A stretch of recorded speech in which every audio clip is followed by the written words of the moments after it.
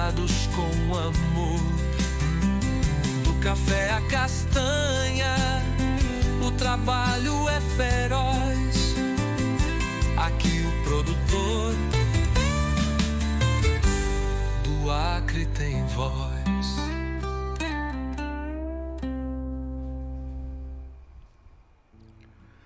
Olá, sejam todos bem-vindos. Mais um domingo para a gente discutir sobre economia, sobre agronomia, sobre agricultura, extrativismo, pecuária. São os motivos do site AC24 Agro. E quando nós chegamos aqui no Agro 24 Cast, que é o programa de entrevistas do site AC24 Agro, a gente detalha com um pouco mais de calma os assuntos da ordem do dia, correto? Eu quero agradecer imensamente a sua atenção, a sua audiência. Você que nos acompanha sabe que aqui a gente teima para poder colocar o debate de uma forma um pouco mais qualificada, se é que você me permite a ousadia, né? Então eu quero agradecer imensamente a sua atenção e eu espero fazer justiça a ela, porque o assunto merece muita nossa atenção, você vai entender o porquê. Mas antes de eu chamar o nosso entrevistado, eu preciso lembrar que nós estamos aqui no Agro 24 Cast por conta da parceria importante que nós temos com o Fórum Empresarial de Inovação e Desenvolvimento do Acre, o Fórum que é uma instância de debate sobre os problemas econômicos da nossa região, né? Dentro das câmaras temáticas, há, digamos assim, uma espécie de radiografia da economia regional. Os problemas e possíveis soluções que são construídas são debatidas no fórum, correto? E é essa instância de debate que é uma parceira do programa Agro 24 Cast. Também junto com o Fórum de Inovação e Desenvolvimento, nós temos a parceria com o nosso frigorífico, né? O pessoal ali do Frigo Nosso, e também com a transportadora Roda Viva. Aliás, o pessoal do nosso frigorífico que anda tendo uma agenda intensa, né? No último sábado da semana passada, o pessoal do nosso frigorífico já mandou 27 toneladas de carne para Singapura. Aí na terça-feira desta semana, já que acabou, o Frigo Nosso já mandou outro carregamento para o Peru, correto? Eles que exportam carne para 17 países têm a meta de chegar ao final deste ano exportando para 25 países. Então, assim, a cena, ela é uma cena, digamos assim, que autoriza algum tipo de otimismo, algum tipo de esperança, né? A cadeia produtiva da carne chegando a lugares que antes a carne acriana não chegava. E uma observação feita pelo Murilo Leite, que é um dos sócios do nosso frigorífico, chama a atenção, que ele disse o seguinte para o AC24 Agro: olha, essa carne que está sendo exportada não vai fazer falta no mercado interno. A argumentação é de que os 30% de carne que fica aqui, que é manejada aqui no Acre, ficam aqui mesmo. Não é essa carne que está saindo. Essa carne que sai é aquela carne que compõe os 70% que era comercializada internamente no país. Então, o cenário é esse, existe a possibilidade, como eu disse, né, de expandir de 17 países para 25 até o final deste ano. Bom, isso em relação à pecuária, né? Então, eu vou chamar aqui o nosso entrevistado de hoje, porque o assunto com ele não é a pecuária especificamente. Até que a pecuária faz parte, em algum nível, do trabalho das cooperativas, mas as cooperativas no Acre, isso que eu sempre tenho falado, sempre que posso. O cooperativismo no Acre, ele deu uma mudada, ele deu uma guinada, e para cima, para frente. Isso isso está para quem quiser olhar e quem quiser observar com alguma honestidade, né? Então, não reconhecer que o cooperativismo no Acre avançou não é honesto, né? Não seria honesto. Então, eu vou aqui chamar para conversar conosco o Valdemiro Rocha, que é presidente do Sistema OCB, que é a Organização das Cooperativas do Brasil, OCB Acre e Sescop. Valdemiro, muito obrigado pela sua disponibilidade em atender a equipe do AC24 Agro. Seja bem-vindo. Obrigado. E nós aqui agradecemos, né? É muito bom poder conversar com a comunidade, né, através do AC24 Agro, né, e dizer que nós estamos muito felizes pelas oportunidades que o canal aqui tem o portal tem dado para nós, para que nós pudéssemos levar, né, essa questão do cooperativismo e dar conhecimento cada vez mais para a sociedade acreana. O Valdemiro, essa semana também foi uma semana importante. No início da semana que acabou, teve um encontro lá na região do Vale do Alto Acre. Eu vou inclusive pedir para o Ramalho apertar o biloto aí, Ramalho, nos mostre, só dar um drops do que foi. Dá só uma apertada no biloto aí, Ramalho, e mostra pra gente o que aconteceu ali na região do Alto Acre. O Valdemiro vai nos explicar os detalhes desse encontro, mas só mostra pra gente como é que foi o clima lá, Ramalho. Aperta o biloto.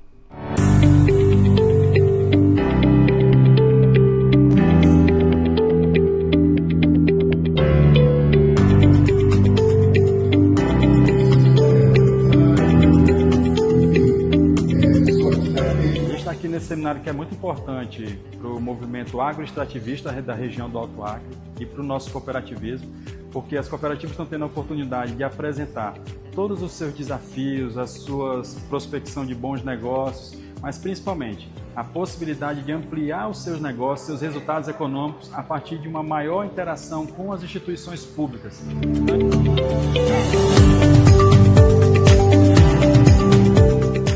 Evento que nós estamos realizando hoje aqui no Alto Acre, ele conta com a participação, com o protagonismo das cooperativas que atuam nas cadeias do agroextrativismo e com o protagonismo de instituições, de representantes de instituições dos governos federal, estadual e municipais, para dialogar, para construir juntos alternativas, para identificar quais são as principais dificuldades, os principais gargalos enfrentados pelas famílias, pelos cooperados que atuam nas cadeias do agroextrativismo e, a partir disso, construir juntos, pactuar soluções concretas que efetivamente gerem renda, gerem qualidade de vida, gerem conservação, gerem preservação florestal e desenvolvam a região por meio do cooperativismo. Então, essa proposta, a universidade traz, a universidade ela entra como uma protagonista também nesse processo, mas, enfim, a ideia é que a gente dialogue, que a gente construa aí soluções coletivas durante o dia. Muito interessante, né? Quem participou desse encontro voltou com uma certa empolgação, tamanha a qualidade do debate que foi por lá, Miro. Queria que você explicasse qual é o espírito da coisa que envolveu um cenário, uma discussão tão qualificada como essa. Eu vi ali economistas, vi professores universitários, a UFAC também é uma parceira do encontro. Afinal, por que ele foi necessário? Nós meio que copiamos uma experiência que nós vivenciamos da OCB do Paraná, com a PUC do Paraná, com a Federal do Paraná e com o ISAE do Paraná, que são duas universidades, faculdades privadas e uma pública federal, né? E lá nós pegamos esse modelo e trouxemos aqui numa parceria entre Sistema OCB e Universidade Federal do Acre, por meio de um programa que é o Laboratório de Estudos Geopolíticos da Amazônia Legal, né, que no Acre é coordenado esse projeto pela professora Lucy Teston e tem a coordenação adjunta do professor Orlando Sabino, né? Então, nós fazemos pesquisa de alto nível, né? E a partir dessas pesquisas de alto nível, nós formulamos, junto com a Universidade Federal do Acre, programas de extensão. Então, essa atividade que teve lá em Brasileia é fruto de um desdobramento das pesquisas que foram feitas, e aí foi feito projeto de extensão universitária para levar o conhecimento gerado na pesquisa para tentar influenciar no território que foi objeto da pesquisa. E aí fomos mobilizar várias instituições do poder público municipal, estadual e federal, junto com toda a rede de cooperativas que atuam ali na região do Alto Acre, né? Copaeb, Copé Chapuri, a própria aqui também, que é a Copasp, né? Ali de Capixaba.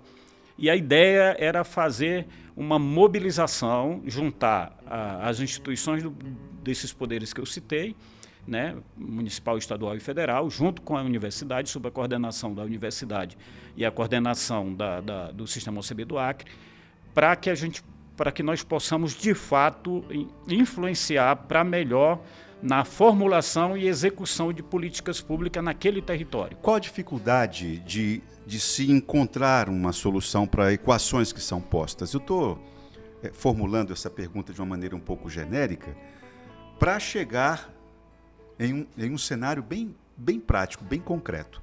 Na semana que passou, nós tivemos, por exemplo, um protesto de umas 40, 50 pessoas que saíram naquela região até Chapuri para protestar pelo que eles entendem como um abandono por parte do governo federal em relação à reserva extrativista Chico Mendes.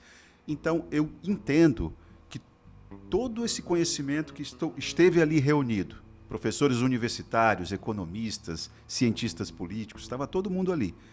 Funcionários públicos, servidores públicos, né? Tinha gente do IBAMA ali. Então, o fato é que pensa-se uma forma de intervir na agenda política. E você tem um problema de ordem muito prática ali na reserva extrativista Chico Mendes. Qual é a dificuldade de se encontrar soluções para essas equações?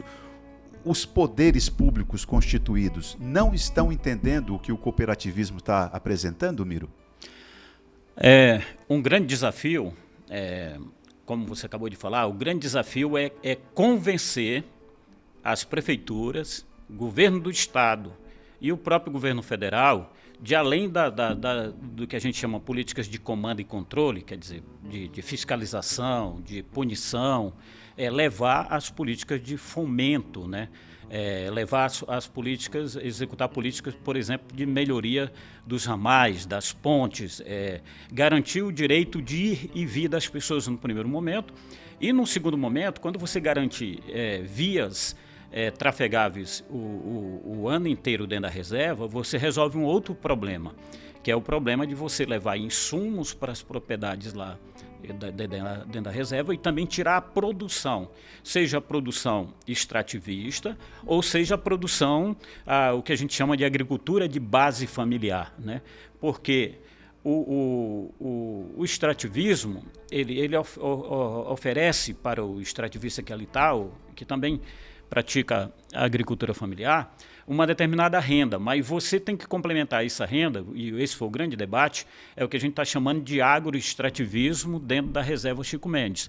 É fortalecer a agricultura de base familiar dentro da reserva Chico Mendes, mas para você fortalecer a agricultura de base familiar, nós temos que convencer as prefeituras, o governo do estado e o governo federal a garantir estradas, pontes, mecanização, inovação, levar tecnologia de produção. E o debate que nós fizemos ali foi muito prático e usamos o exemplo do trabalho que nós estamos fazendo ali em parceria com o governo federal, com o governo, um pouco com o governo estadual, e muito com a prefeitura de Manso Lima e Cruzeiro do Sul, em que os gestores da Prefeitura de Manso Lima e de Cruzeiro do Sul entenderam que ajudar a produção de base familiar com tecnologia. Vamos pegar o exemplo do café ali. Você está se referindo ao complexo industrial do café, né? Isso, foi a experiência que nós fizemos, desde o início, pensada para trabalhar, chamando para esse projeto as prefeituras, governo do estado, governo federal e ainda a Assembleia Legislativa, né? E também a bancada federal, né? E esse exemplo nós utilizamos no seminário que nós acabamos de fazer lá no Alto Acre, de que você não começa resolvendo o problema em todo o território da reserva, que é muito grande, mas você pode começar com experiências piloto, né, trazendo essa união de esforços do poder público, né, para atuar pontualmente num determinado território da reserva e a partir das boas experiências, seja com café, com cacau, ou plantio de castanheira, ou sistemas agroflorestais, mas não é querer resolver o problema de todo o território da reserva. Você tem que começar por algum local. São intervenções diferentes dentro de um mesmo espaço geográfico, né? É isso. É o que a gente defende. Em vez de você espalhar a atuação do poder público municipal, estadual e federal em todo o território da reserva, vamos identificar determinadas partes desse território para fazer uma intervenção e até para que a partir dessa intervenção possa servir de exemplo para os moradores daquela reserva, Chico Mendes, que é possível sim você ter o extrativismo, você poder ter uma agricultura de base familiar forte e respeitando todos os normativos da reserva. Isso é muito importante destacar, que o cooperativismo não está pregando descumprir os normativos. O que nós estamos pregando é já dentro do que é possível, o que os normativos da reserva permitem, você, além das ações de comando e controle, você levar ações de fomento, ações, mecanização, adubação, mas sempre com a premissa do uso sustentável dos recursos que ali estão dentro da reserva. Eu, já aproveitando que nós estamos falando especificamente da reserva extrativista Chico Mendes, eu vou lembrar de um acordo que foi firmado pelo Ministério Público Federal, correto, com o ICMBio, para que fosse feito, Miro, você não vai me deixar esquecer, uma espécie de mapeamento da reserva extrativista Chico Mendes, e a partir desse mapeamento você pensar, talvez, modelos de agricultura ou de sistemas agroflorestais, diversas formas de intervenção naquele espaço geográfico, que não desrespeitem o plano de uso, não é? Uhum. Mas é preciso ter digamos assim, um novo mapa da Resex, porque o tempo e as ausências do governo federal naquele lugar ali construíram um cenário de que foi em algumas áreas da Resex, foi cada um cuide de si, né? Foi um pouco isso, né? O grande debate no seminário é você respeitar os regulamentos de funcionamento da reserva, porque a reserva, não vamos esquecer, que ela só existe a partir de uma política pública, né? Certo. E que na época foi aceito. Aí eu não entro no mérito se houve questionamento ou não, mas foi aceito por quem foi morar ou já morava dentro daquele território. E a partir do respeito às normas, é bem possível praticarmos uma agricultura de base familiar e aperfeiçoarmos ainda a questão do extrativismo e trazer mais renda. E também a nossa preocupação não é só com a renda, melhorar a renda das pessoas. É fazer um debate também de melhorar o acesso à educação, acesso à segurança pública ali dentro, né? E principalmente o acesso à saúde. Um extrativista e seus familiares bem de saúde, ele vai ter mais disposição e vai estar com a cabeça mais tranquila para poder potencializar, além do extrativismo, essa agricultura de base familiar. Agora, Miro, eu percebo assim, que a sua forma de falar, o conteúdo daquilo que você diz, e você é o presidente da OCB Acre, é uma fala que, quando a gente vai para a comunidade e ouve o morador da Resex, quando você ouve algumas pessoas que participam dos protestos e tudo, há uma distância muito grande. Eu não estou dizendo que o que você está falando está fora da realidade. Não, não é isso que eu estou dizendo. O que eu estou dizendo é que eu não sei se contaminado pelo ambiente político de polarização, essa semana, inclusive, foi uma semana bem simbólica para se perceber como que a manipulação, ela deseduca, ela nos deseduca. E quando você tem lideranças políticas que ajudam nessa deseducação, é difícil, porque você não vai encontrar no cooperativismo ou no sindicalismo ou em qualquer outro instrumento de intervenção da classe trabalhadora no processo produtivo, você não vai encontrar uma retórica, um discurso de tentar equacionar o problema. Você vai, na verdade, aumentar a pressão. Então eu fico ouvindo você e lembrando das falas que a gente ouve nas redes sociais, nas entrevistas, e me parece que há uma dissociação. Isso te assusta? Não, porque, e aí eu te faço uma pergunta também, uma ponderação. Quando eu e o Jonas Lima, eu como representando a OCB e o Jonas Lima representando lá alguns poucos cooperados que queriam criar uma cooperativa para produzir café. E não era só produzir café, tirando 30, 35 sacas por hectare. Tinha um propósito, nós pensamos bastante no projeto. E lá no início, praticamente só eu e ele acreditávamos que esse projeto ia dar certo, né? Nem o conjunto da diretoria da OCB acreditava que isso ia funcionar. Por quê? Porque tradicionalmente as pessoas lá, você sabe disso, produziam farinha. Macaxeira, Macaxeira, né? E tal. Então, como convencer um ser humano que está na segunda geração, terceira geração, produzindo farinha só pela subsistência, né? É subsistência, mas aquilo era uma garantia real para ele. Ele sabia fazer muito bem feito, produzir a macaxeira, produzir a farinha e com os problemas que ali tinham, mas conseguiria ter uma renda mínima para manter, no mínimo, a família alimentada, né? E nós fomos convencer esses seres humanos que nunca tinham plantado café na vida a mudar para uma outra cultura, prometendo eles que poderíamos chegar a uma média de 100 sacas de café por hectare. E deixamos bem claro que a média histórica de uma saca de café não é 2.000, não é 1.500, 1.800. É a média histórica, se você pega 10 anos, 15 anos, é a média em torno de $100, né? Então o plano de negócio foi feito ali, era para comercializar uma saca de café entre R$500 ou R$600. E de repente, para nossa sorte, da nossa cooperativa, dá um bom no preço, né? Quando chega a primeira safra, o café está lá em cima, que é algo circunstancial e muito pontual, já que a média histórica é em torno de $100, né? $100. Então, nós estamos pegando muito esse exemplo do que foi feito lá no Juruá, né? de convencer seres humanos a fazerem algo que eles só enxergam um pouco pela fé, né?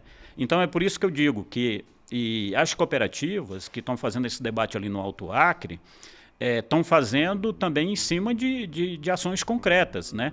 Essas cooperativas lá participam da rede Cooperacre e acabaram de firmar um contrato com o Fundo Amazônia para incentivar o extrativismo, incentivar a agricultura de base familiar, em torno de 69 milhões que estão garantidos para uma série de ações de fomento e fortalecimento. Fora isso, teve a Fundação Jeff Bezos, que já liberou mais de 20 milhões na primeira etapa do projeto para também ajudar nesse processo.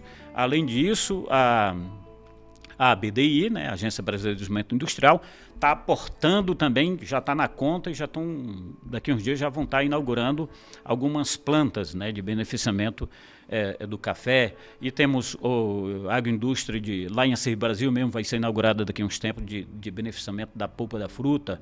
Vai ser montado unidades em Chapuri, unidades em Acer Brasil e em outros territórios que estão de cooperativa que atuam dentro da reserva, para beneficiar essa produção de base familiar. E aí eu concordo com você.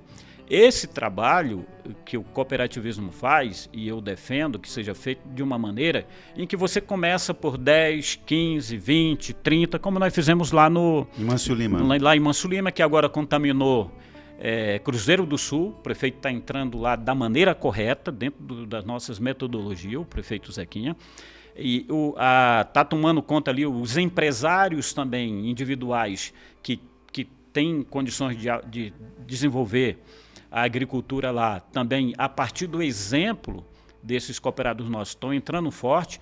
Então, o que eu defendo é que esse tipo de atividade, que você começa de uma quantidade micro e vai expandindo pelo convencimento. E apresentando resultado. E apresentando resultado, porque quando você prova, ali dentro, quando nós provarmos ali dentro da reserva, que em vez dele ter uns 2, 3 animais bovinos por hectare lá, ele pode ter o café, ou pode ter o cacau, pode ter uma fruta, uma acerola, um maracujá, outro tipo de fruta, e isso vai casar também com a inauguração de uma unidade de beneficiamento, uma das mais modernas do Brasil pela Cooperac. Daqui a um dia vai ser inaugurado. Lá em Assis Brasil, Não, né? vai ser inaugurado aqui em Rio Branco, aqui no Distrito Industrial, porque é isso que eu estou falando lá em Assis Brasil, que vai ter lá em Chapuri, são aquela unidade primeira de coleta para não estragar a fruta, né? Não estragar a polpa, né? Que é o que deveria ter acontecido em Capixaba, por exemplo, né? Sim. Ano passado, para não acontecer aquele aperreio que aconteceu ali. E ali é uma questão muito pontual de uma política pública em que o governo acenou que iria incentivou comprar. A produção, mas quando chegou na compra, cadê? E o legal porque foi o único programa do governo, né, que incentivou algo, e esse algo que incentivou deu muito errado, porque o próprio governo não executou a política pública adequada do PNAE, que é o Programa Nacional de Alimentação Escolar, né? Bom, perfeito. O fato é que o que você está apresentando é que há uma maneira em que você constrói uma espécie de consórcio envolvendo as cooperativas, os trabalhadores e o poder público, e você fez questão de destacar a importância do primeiro degrau da escada, né, que é o município. Os prefeitos precisam entender a importância das cooperativas nesse processo de retomada da economia regional, né, Almir? Então, uma coisa para ficar bem clara aqui, para não parecer que é algo só teórico, as cooperativas tomaram essa decisão de fazer esse trabalho forte e pediram até para modificar os seus estatutos. Em vez de ser cooperativas extrativistas, agora são cooperativas agroextrativistas, para deixar claro nos seus estatutos que vão entrar forte na agricultura de base familiar. E tomaram a decisão. Vão fazer com a ajuda do poder público municipal e estadual, ou com essa ajuda ou sem essa ajuda, né? E ele diz o seguinte: se tiver a sensibilização dos prefeitos e do governo estadual, isso andará mais rápido, né? E pelo debate que nós fizemos lá no seminário, deu para perceber que pelo menos os técnicos que estavam lá, da SEAGRE, do IBAMA, da CONAB, da universidade, da própria prefeitura, né? Tinha secretário lá da prefeitura de Brasileia.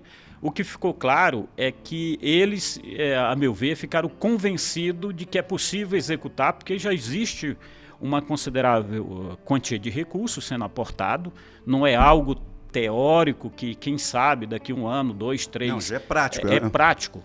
E aquela atividade que nós fizemos lá foi um chamamento de unir todos, e aí a gente não olha para a cor partidária, quem é a oposição, quem é a situação, né?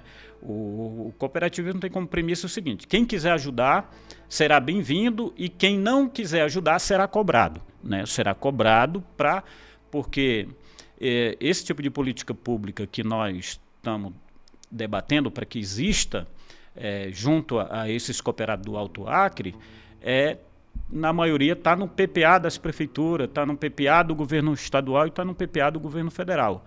Vai ser fácil? Não vai ser fácil. Manso Lima não foi fácil.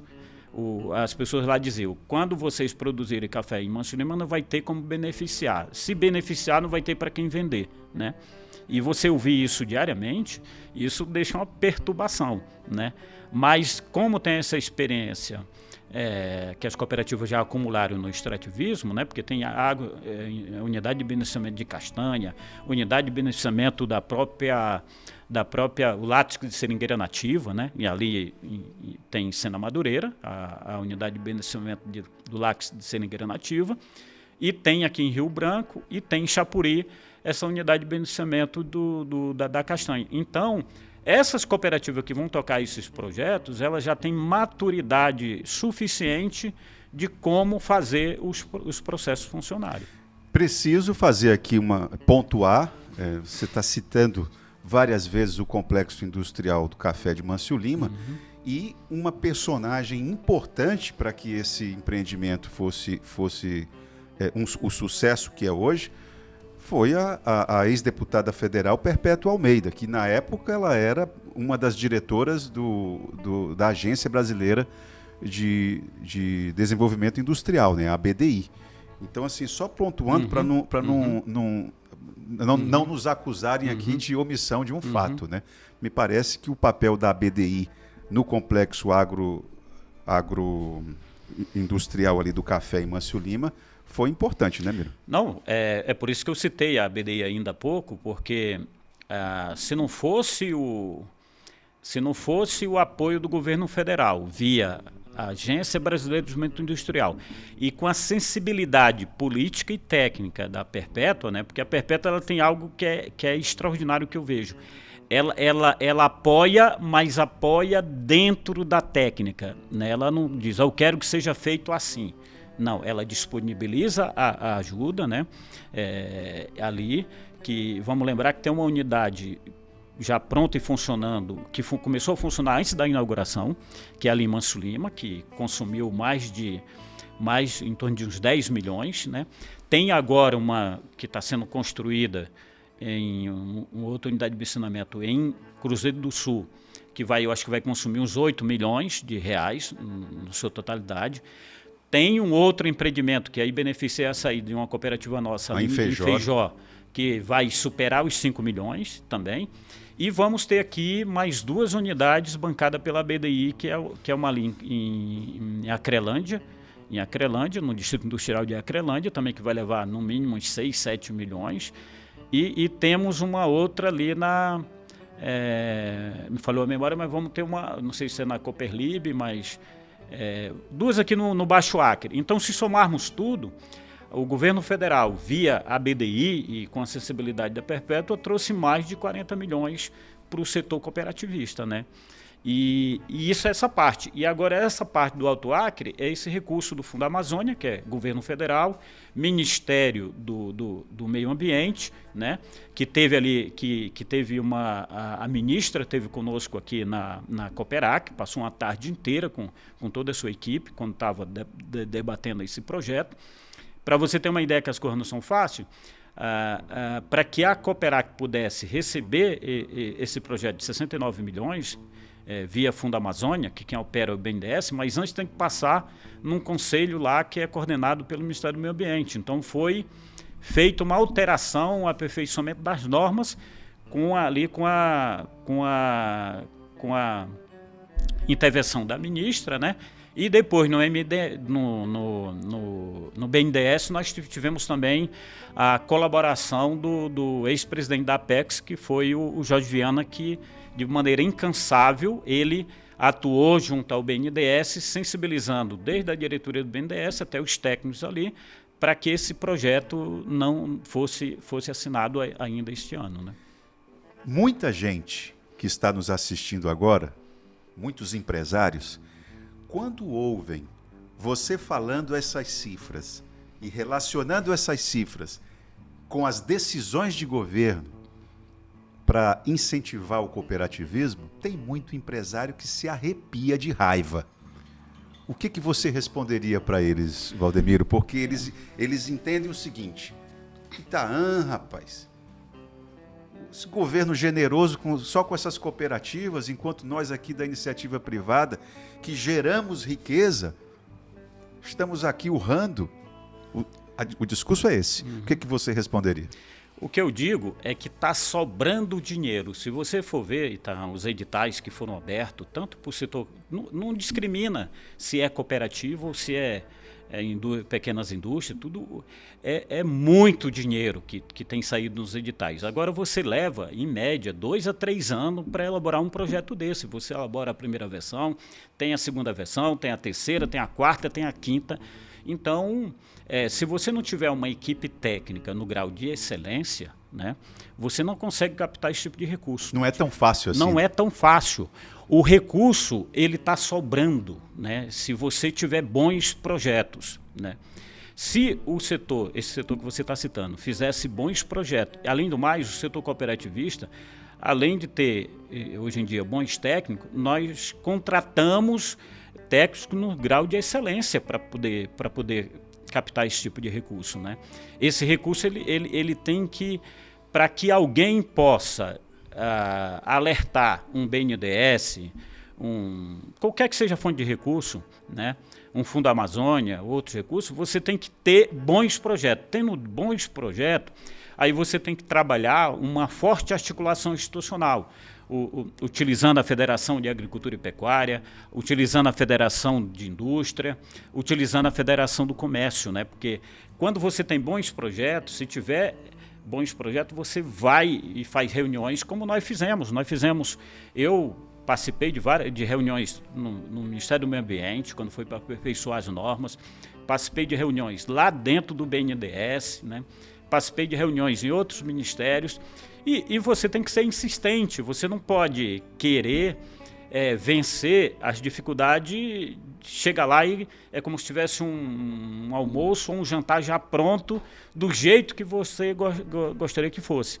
Então, o setor cooperativista ele tem tido muita resiliência, muita persistência e investido em técnicos no grau de excelência para elaborar bons projetos. O que você está dizendo de forma muito elegante é que os empresários que se sentem preteridos em comparação às cooperativas devem se sacudir mais, montar bons projetos e ir atrás dos recursos que estão à disposição. Agora precisa ter projeto com solidez, né?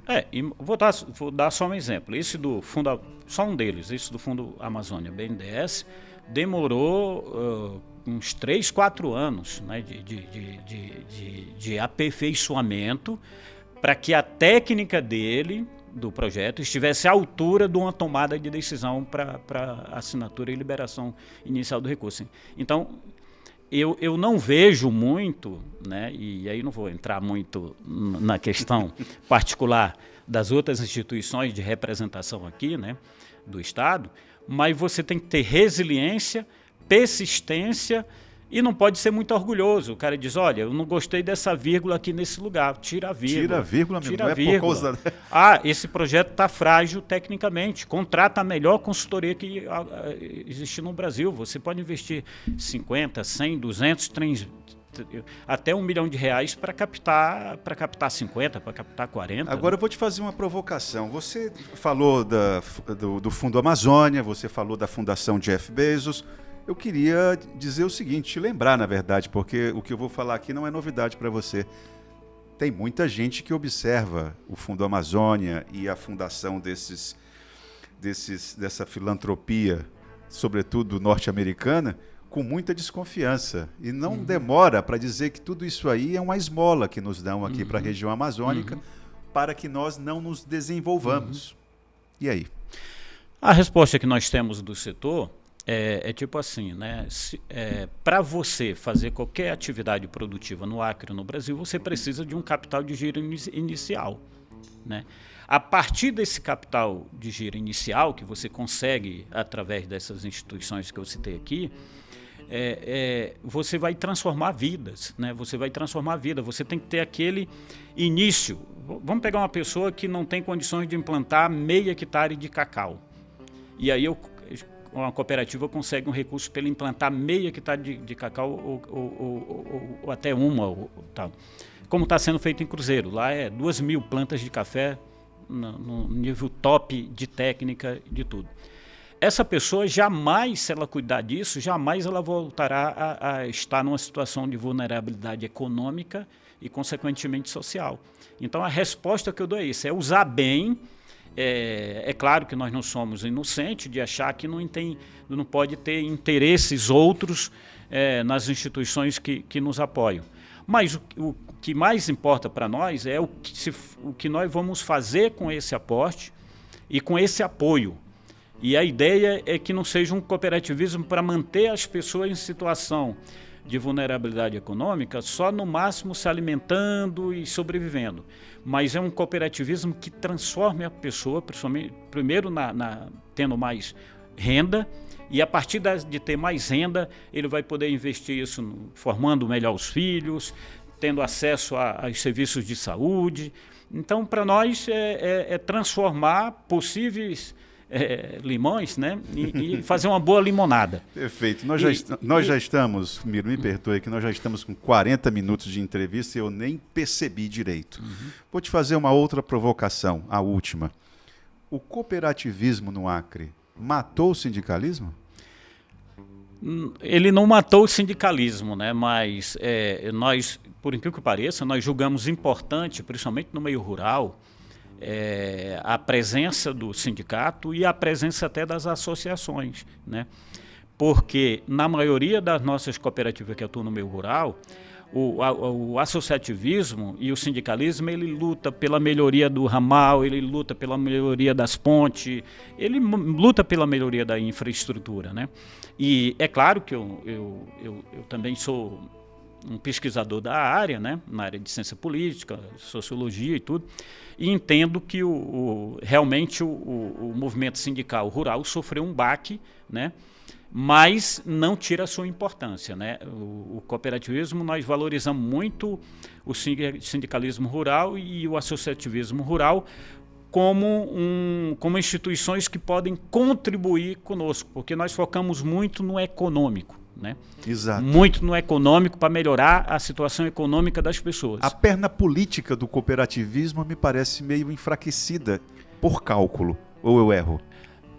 Até mais ou menos 2 anos atrás. Agora nós acordamos, criamos o nosso programa de formação política, porque isso é em todo o Brasil, foi implantado até o final do ano passado, todas as unidades estaduais da OCB aderiram ao programa de educação e formação política. Nós queremos influenciar na eleição de bons vereadores, e deputados estaduais, deputados federais e senadores para cada vez mais apoiar políticas para apoiar o cooperativismo em todo o território nacional e acreano. Vou te imprensar agora. O cooperativismo do Acre se sente representado na bancada federal? Não gagueje, não.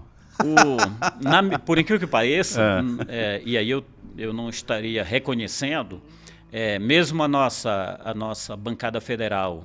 E aí a gente divide em deputados federais e senadores. Se você pegar o senador Alan Rick e o senador Petecão, qualquer ligação que nós fazemos, ou a nossa unidade nacional, se estiver sendo votado algo para melhorar o cooperativismo brasileiro e acreano, ou frear uma medida negativa, o senador Alan Rick e o senador Petecão é como se fosse cooperativista desde criancinha. E, além disso, nós temos vários deputados federais, quase toda a nossa bancada. Quando tem algo, né, nós acionamos ele através da Frente Parlamentar da Agropecuária ou da Frente Parlamentar do Cooperativismo, lá dentro do Congresso, quase todos, né, votam favorável ao cooperativismo. Então, e isso é um trabalho que nós temos uma assessoria parlamentar lá em Brasília, que eles visitam rotineiramente todos os gabinetes de todos os deputados federais e senadores fazendo esse lobby. Agora, essa tua fala aí traz um perigo nela, né? Esse quase consenso no Congresso não expõe a real necessidade da classe trabalhadora envolvida no cooperativismo, né? Porque não me parece que o nosso Congresso tenha pela agenda dos trabalhadores assim uma prioridade, né? Há muita contradição e conflito em algumas decisões, né? Tem coisas que são polêmicas, né? Pois por isso que eu acho que o cooperativismo, às vezes, Valdemiro, acaba sendo usado, né? Manipulado. A agenda cooperativa, ela acaba sendo manipulada por algumas lideranças políticas ali no Congresso Nacional. É isso que eu estou falando. Isso, você tem razão, porque há muito, inclusive, conflitos de interesse, inclusive entre os ramos de atuação do cooperativismo, né? Tem o pessoal da área de saúde, tem o pessoal da área do crédito, tem o pessoal... Exato. Então tem vários interesses ali dentro. Mas voltando ao que você me perguntou atualmente, nós vamos estar muito atentos agora e as cooperativas estão muito atentas, porque elas não querem mais só um deputado federal ou um senador que fique apoiando só lá em votações. Eles estão querendo agora deputados federais, deputados estaduais e senadores, né? Que também coloque emendas parlamentares em prefeituras, em governo de estado ou diretamente nas nossas cooperativas para apoiar o cooperado a terem trator, a terem adubo, aquela questão inicial, né? Porque nós não defendemos um cooperado dependente do Estado para o resto da vida. Mas no início, no primeiro, segundo e até no terceiro ano, é admissível você dar aquele primeiro impulso para que ele tenha acesso à tecnologia, à mecanização, à assistência técnica, e a partir dali ele toca a sua vida independente desses tipos de incentivo, né? Perfeito. Então nós vamos estar trabalhando forte para que na próxima bancada de deputados federais e senadores e de deputados estaduais tenhamos pessoas de fato mais comprometidas com o cooperativismo aqui no Acre e no Brasil.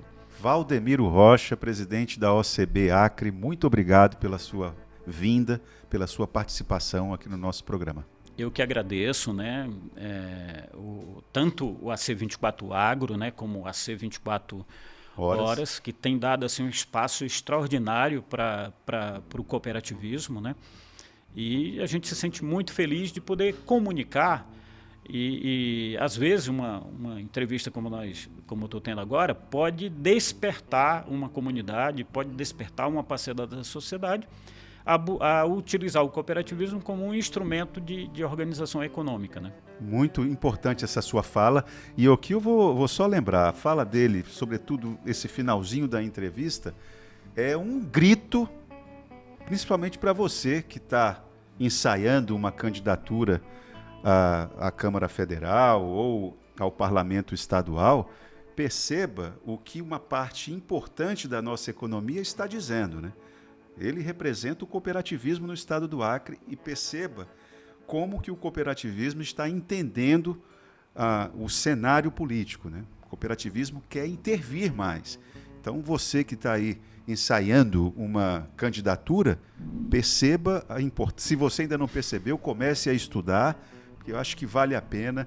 O cooperativismo, ele não disse porque é elegante, mas ele não está se sentindo representado politicamente. Então, o cooperativismo quer entrar, quer intervir de forma mais qualificada nesse cenário. Eu quero agradecer imensamente a sua atenção, a sua audiência, e eu conto com elas no próximo encontro aqui no Agro 24Cast. Até lá!